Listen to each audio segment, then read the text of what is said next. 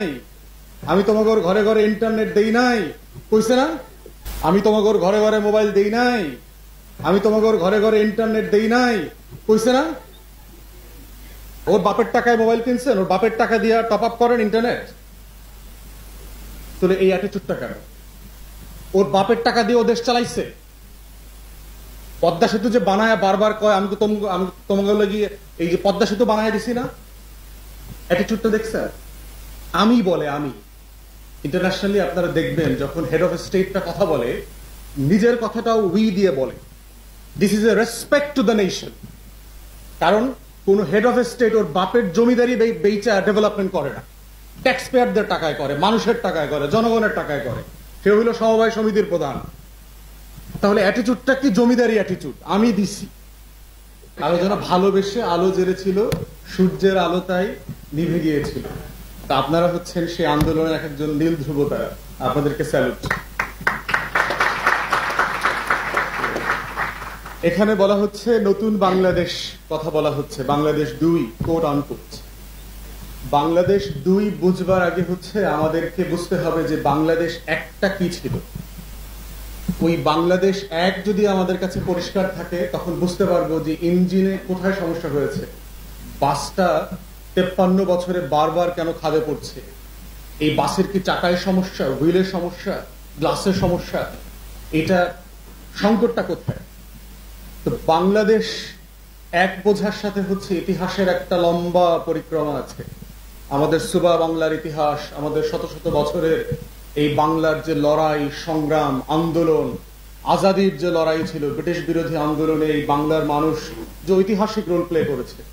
ব্রিটিশদের বিরুদ্ধে সর্বপ্রথম আপনার যারা 1857 সালে সিপাহী বিদ্রোহ করেছে অথবা সিপাহীদেরকে অর্গানাইজড করে একটা আন্দোলনকে সংগঠিত করেছিল, তারা কিন্তু এই হাবিলদার রজব আলী ছিল আপনার চিটাগংয়ে।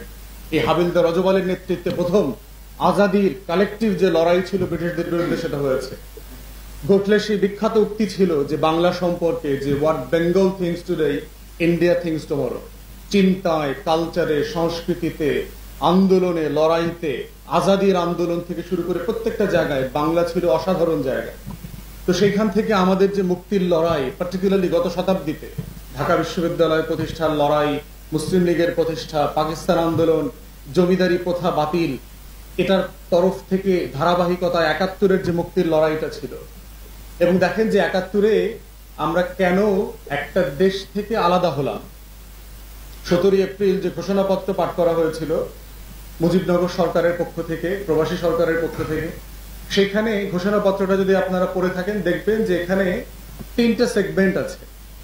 প্রথম অংশে আছে হচ্ছে অজুহাতনামা, যে আমি কেন আমার বানানো একটা রাষ্ট্রকে তালাক দিয়ে ছেড়ে চলে আসতেছি, ওয়ারাস দিয়ে, যেহেতু এই রাষ্ট্র আমার প্রতি নিগৃহণ করেছে, যেহেতু এই রাষ্ট্র তার কৃত ওয়াদা ধরে রাখে নাই, যেহেতু এই রাষ্ট্র বৈষম্য করেছে, এরকম ওয়ারাস দিয়ে অনেকগুলো অজুহাতনামা বলে দেওয়া আছে। এবং কোন রাষ্ট্রকে বলছে? যেই পাকিস্তান রাষ্ট্রটা বানিয়েছে হচ্ছে বাঙালি মুসলমান এবং বাঙালি নিম্নবর্ণের হিন্দুরা মিলে। জমিদার বিরোধী প্রজাদের লড়াইটা ছিল তারা বলছে যে আমি আমার বানানো রাষ্ট্রটা ছেড়ে দিব, ত্যায্য করে দিচ্ছি, এক্সকমিউনিকেট করে দেওয়া।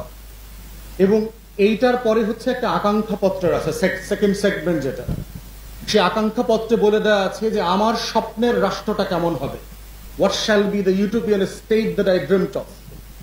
ওখানে পরিষ্কার বলে দেওয়া আছে যে আমার এই রাষ্ট্রটা হবে ফ্রি, ইন্ডিপেন্ডেন্ট, ডেমোক্রেটিক। এই রাষ্ট্রটা গভর্নড হবে সাম্যের ভিত্তিতে, মানবিক মর্যাদা, সামাজিক সুবিচারের ভিত্তিতে। এই রাষ্ট্রটা প্লুরাল হবে, এই রাষ্ট্রটা সবাইকে অ্যাকোমোডেট করবে, এই রাষ্ট্রতে বৈষম্য থাকবে না। এই আকাঙ্ক্ষাগুলো সেখানে পরতে পরতে বলা ছিল। 3rd চ্যাপ্টারে হচ্ছে প্রসিডিওর, প্রবাসী সরকারটা কিভাবে চলবে, এটা আজকের আলোচনার জন্য রেলেভেন্ট না। তাহলে এখন প্রশ্ন হচ্ছে যে আমার সে আকাঙ্ক্ষার প্রথম বাংলাদেশটা কোথায়? 53 বছর পরে এসে কেন টিসিবি ট্রাকের পিছনে লক্ষ লক্ষ মানুষ লাইন ধরে চাল ডাল কেনে, গ্রীষ্মের